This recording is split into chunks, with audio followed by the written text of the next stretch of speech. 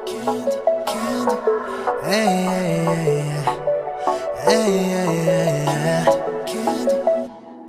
Bismillahirrahmanirrahim. Assalamualaikum warahmatullahi wabarakatuh. Perkenalkan, nama saya Dwi Utami, NIM E2019-2050. Saya dari Prodi Ekonomi Syariah 2. Di sini saya telah menyelesaikan soal ekonomi mikro yang berjumlah 20 soal, dan di sini saya akan membacakan soal dan jawaban dari 20 soal tersebut. Langsung saja. Nomor 1, yang soalnya, paparkan definisi akidah sebagai fondasi dalam ekonomi syariah. Jawabannya, fondasi merupakan kondisi masyarakat yang perlu ada agar pilar dapat tegak dan akhirnya tujuan ekonomi syariah dapat tercapai. Dalam sistem ekonomi syariah, terdapat 3 lapis fondasi yang terdiri dari akidah, syariah, dan akhlak, serta kesetiakawanan, ukhuwah. Akidah adalah suatu ideologi samawi yang membentuk paradigma dasar bahwa alam semesta diciptakan oleh Tuhan Yang Maha Esa sebagai sarana hidup bagi seluruh manusia untuk mencapai kesejahteraan material dan spiritual. Menurut Ibnu Taimiyah, dalam buku Aqidah al-Wasitiyah menerangkan makna akidah dengan suatu perkara yang harus dibenarkan dalam hati. Dengannya jiwa menjadi tenang, sehingga jiwa itu menjadi yakin serta mantap, tidak berpengaruh oleh keraguan dan juga tidak dipengaruhi oleh prasangka. Dalam konsep akidah, setiap aktivitas manusia memiliki akuntabilitas, ialah yang menetapkan prasangka syariah sebagai parameter kesesuaian antara aktivitas usaha dan prinsip syariah. Oleh karena itu, akidah menjadi fondasi paling utama guna menopang syariah dan akhlak serta kesetiakawanan ukhuwah. Nomor 2, mengapa maslahah menjadi tujuan antara dalam pencapaian falah?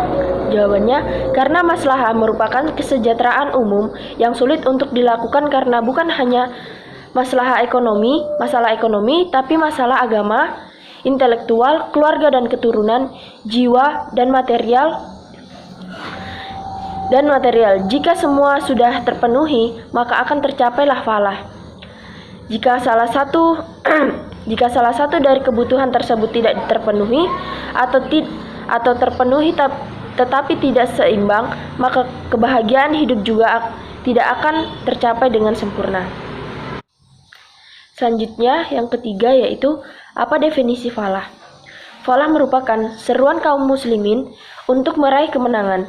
Menurut Ustadz Tuba Jazil bin Daman Huri, falah secara bahasa diambil dari aflaha yuflihu, yang berarti kemenangan, kesuksesan, dan kemuliaan. Kemenangan dan kemuliaan yang dimaksud adalah dalam hidup di dunia dan akhirat. Selanjutnya, nomor 4, apa saja kajian dari ekonomi mikro Islam? Kajian dari ekonomi mikro Islam lebih pada mikro, pengolahan rumah tangga, pengolahan individu, pengolahan perusahaan, dan pengolahan pasar. Nomor 5, jelaskan permasalahan dalam pencapaian maslahah. Permasalahan dalam pencapaian maslahah berawal dari akar permasalahan ekonomi itu sendiri, yaitu konflik antara tujuan hidup, keadaan merata distribusi, ketidakmeratanya distribusi sumber daya, keterbatasan manusia, dan lain-lain. Lanjut yang nomor 6, apa definisi konsumsi? Konsumsi adalah suatu kegiatan yang bertujuan mengurangi atau menghabiskan faedah suatu barang dan jasa dalam rangka memenuhi kebutuhan dan kepuasan secara langsung. Nomor 7, bagaimana perbedaan kebutuhan dan keinginan? Kebutuhan manusia adalah segala sesuatu yang diperlukan agar manusia berfungsi secara sempurna, berbeda dan lebih mulia daripada makhluk-makhluk lainnya. Misalnya, baju sebagai penutup aurat, sepatu sebagai pelindung kaki, dan sebagainya. Sedangkan keinginan adalah terkait dengan hasrat atau harapan seseorang yang jika dipenuhi belum tentu akan meningkatkan kesempurnaan fungsi manusia ataupun suatu barang. Lanjut yang nomor 8. Bagaimana perbedaan kepuasan dan maslahah? Perbedaan kepuasan dan maslahah. Kepuasan merupakan suatu akibat dari terpenuhinya suatu keinginan, sedangkan maslahah merupakan suatu akibat atas terpenuhinya suatu kebutuhan atau fitrah. Dari kesimpulan dari perbedaan keduanya yaitu maslahah mengandung dua unsur, yaitu manfaat dan berkah, di mana ketika kegiatan konsumsi memerhatikan kehalalan dan keharamannya, maka akan mendapatkan manfaat fisik serta keberkahan berupa pahala. Berbeda dengan yang tidak memerhatikan kehalalan dan keharaman, maka yang ia dapatkan hanyalah kepuasan sementara saja. Lanjut nomor 9. Coba terangkan formulasi maslahah. Sebagaimana yang dipaparkan, bahwasanya dalam maslahah terkandung unsur manfaat dan berkah. Hal ini bisa dituliskan sebagai berikut. Yang mana M sama dengan F tambah B 4.1, di mana M adalah maslahah, F adalah manfaat, B adalah berkah. Sementara dalam paparan di muka telah disebutkan bahwa berkah merupakan intelektual antara manfaat dan pahala, sehingga B sama dengan F dikali P 4.2, di mana P adalah pahala total, adapun pahala total P adalah P sama dengan beta IP 4.3, di mana BI adalah frekuensi kegiatan dan P adalah pahala per unit kegiatan. Dengan mensubstitusikan persamaan 4.3 ke persamaan 4.2, maka B sama dengan F beta I P 4.4. Selanjutnya melakukan substitusi persamaan 4.4 kepada persamaan 4.1, maka diperoleh M sama dengan F ditambah F beta IP. Ekspresi di atas bisa dituliskan kembali menjadi M sama dengan F dalam kurung 1 ditambah beta IP. Dari formulasi di atas dapat ditunjukkan bahwa ketika pahala suatu kegiatan tidak ada, misalnya ketika mengkonsumsi barang yang haram atau barang halal namun dalam jumlah berlebihan, maka maslahah yang akan diperoleh konsumen adalah hanya sebatas manfaat dan dirasakan di dunia. Sebagaimana misalnya ketika seseorang membeli loter atau judi yang diharamkan, maka ia tidak akan mendapatkan berkah, melainkan hanya manfaat duniawi saja, seperti kemenangan atau kepuasan psikis. Demikian pula sebaliknya, jika suatu kegiatan yang sudah tidak memberikan manfaat di dunia, maka nilai keberkahannya juga menjadi tidak ada, sehingga maslahah dari kegiatan tersebut juga tidak ada. Misalnya, penggemar rokok yang membeli rokok hanya akan mendapatkan kepuasan saja. Dengan kata lain, maslahah yang ia dapatkan adalah semu atau tidak ada. Hal ini karena tidak terdapatnya manfaat dari rokok. Bahkan terdapat banyak bahaya, terutama sebagai kesehatan. Karenanya nilai pahala dan keberkahan atas pembelian rokok juga tidak ada. Meskipun masih terdapat perbedaan pendapatan dari para ulama tentang keharaman rokok. Kemudian nomor 10. Soalnya, paparkan cara pengukuran maslahah pada konsumsi yang duniawi dan ukhwawi. Di sini saya mengambil contoh maslahah dari membeli es krim yang halal dengan niat ibadah. Perkegiatan 1. Manfaat 40, pahala 1, total pahala 1, berkah 40, maslahah 80. Yang mana frekuensi kegiatan bernilai 1, manfaat 2, pahala per unit 3, total pahala 4 sama dengan 1 kali 3, berkah 5 sama dengan 2 kali 4, dan maslahah 6 sama dengan 2 tambah 5. Frekuensi kegiatan 2, manfaat 75, pahala 1, total pahala 2, berkah 150, dan maslahah 250. Frekuensi kegiatan 3, manfaat 105, pahala 1, total pahala 3, berkah 315, maslahah 420. Frekuensi kegiatan 4, manfaat 130, pahala per unit 1, pahala total 4, berkah 520, maslahah 650. Mungkin itu saja yang bisa saya paparkan dari pengukuran maslahah. Selanjutnya nomor 11, soalnya, apa yang dimaksud dengan the law of diminishing marginal unlimited utility?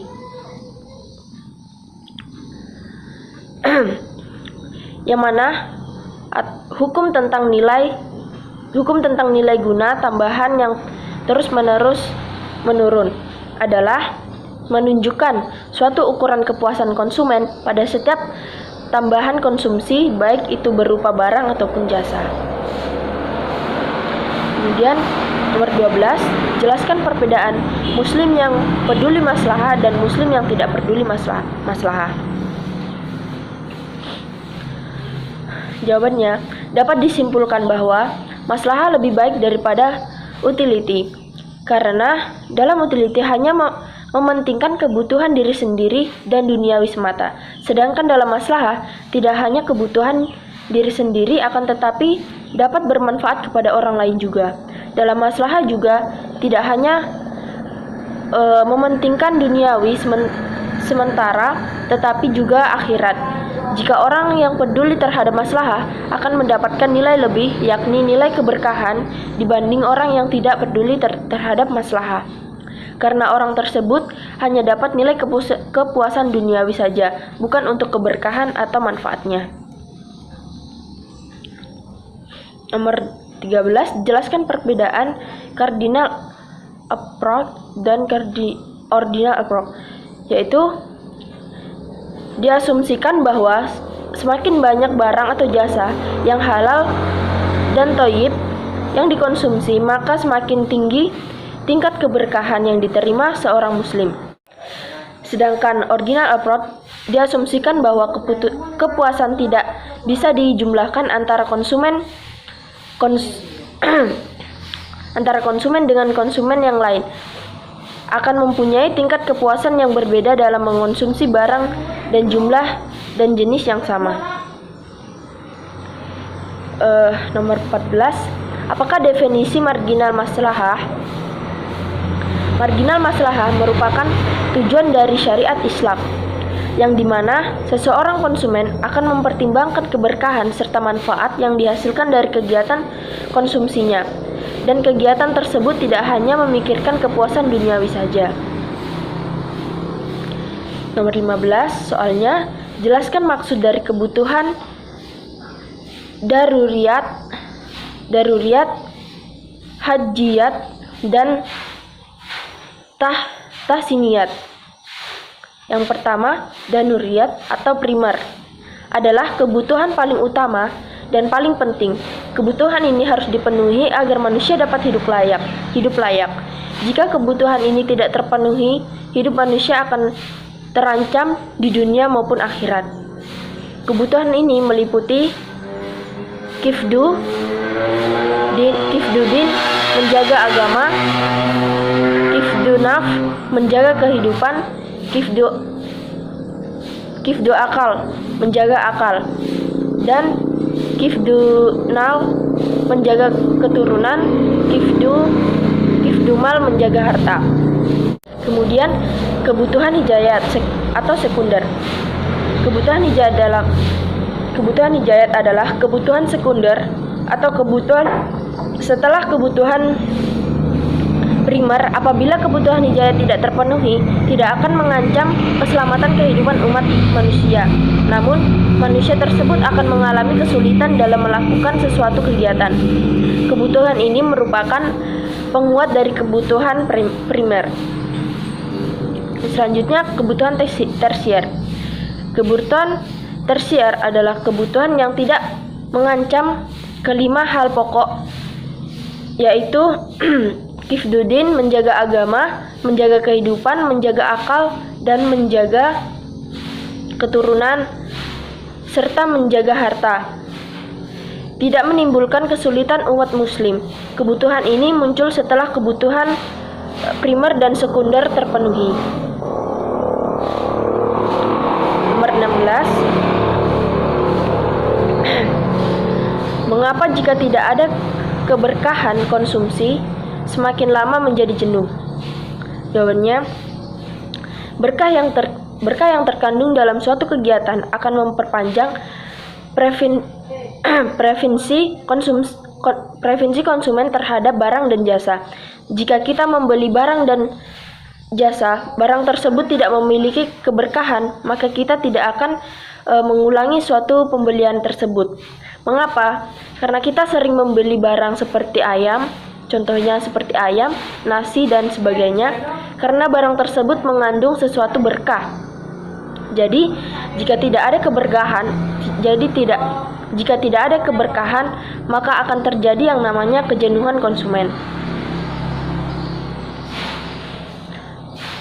Selanjutnya nomor 17, jelaskan perbedaan barang komplementer dengan barang substitusi. Perbedaan barang substitusi dan komplementer adalah perbedaan antara barang substitusi dan barang komplementer terletak dari nilai kepuasan konsumen terhadap kedua barang tersebut. Barang substitusi memiliki nilai yang sama di mata para konsumen, sedangkan barang komplementer memiliki nilai yang berbeda.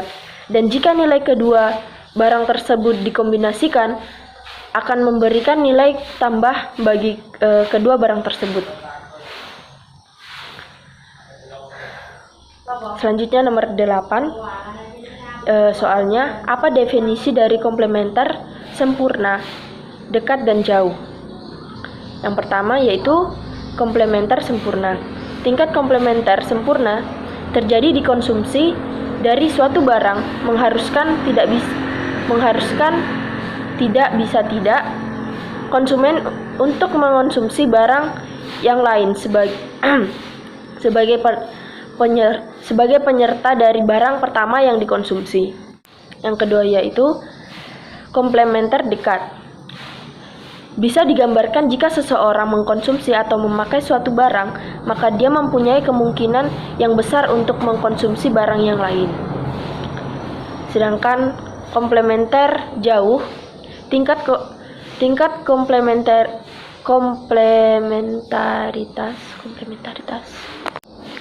Yang ketiga yaitu komplementer jauh.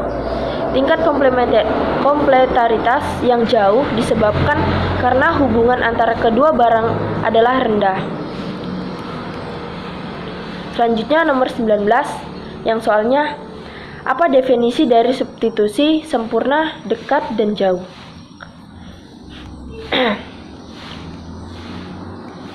Yang pertama yaitu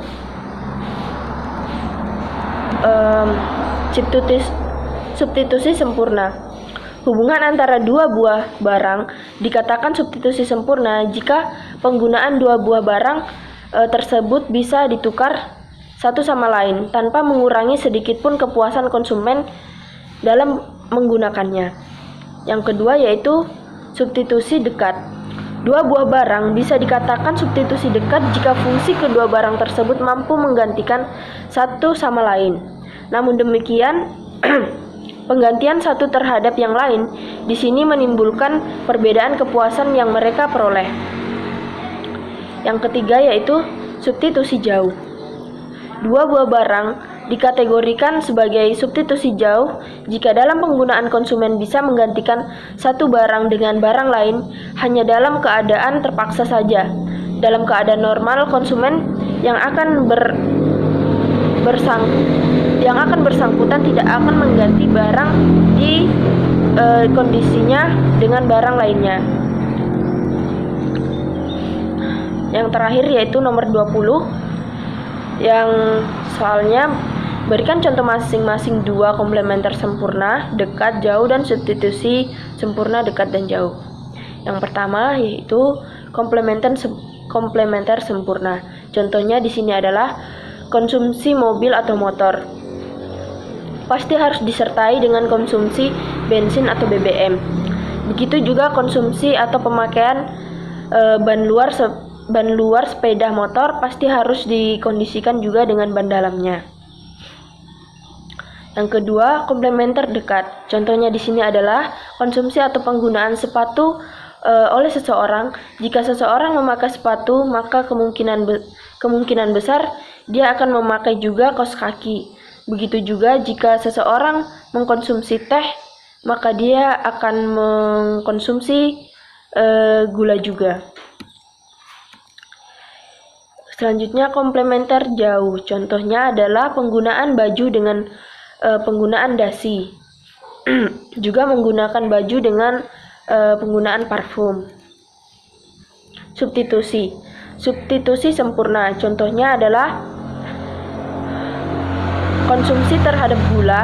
Konsumen tidak pernah mempermasalahkan mengenai asal dari mana gula yang dipakai, apakah itu impor ataupun lokal. Kemudian produksi pabrik gula, apakah dari Jawa atau luar Jawa.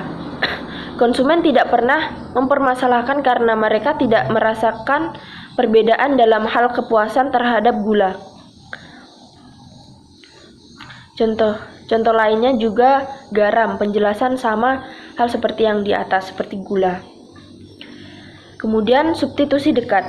Contohnya adalah misalnya seseorang perokok yang telah menyukai merek tertentu, maka akan selalu merokok dari merek pilihannya tersebut pada suatu saat tertentu bisa mengganti rokok yang dihisapnya dengan rokok merek lain. Namun penggantian ini akan jelas menimbulkan keturunan kepuasan yang diterima dari rokok merek lain. Contohnya lain seperti misalnya printer dengan merek Canon dan merek HP.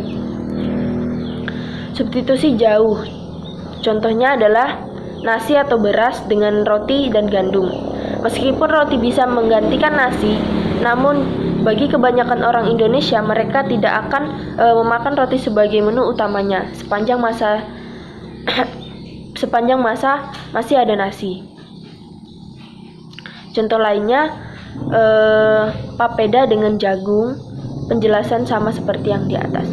Mungkin itu saja yang dapat saya paparkan dari jawaban dan soal ekonomi mikro. Kurang lebihnya mohon dimaafkan. Wassalamualaikum warahmatullahi wabarakatuh.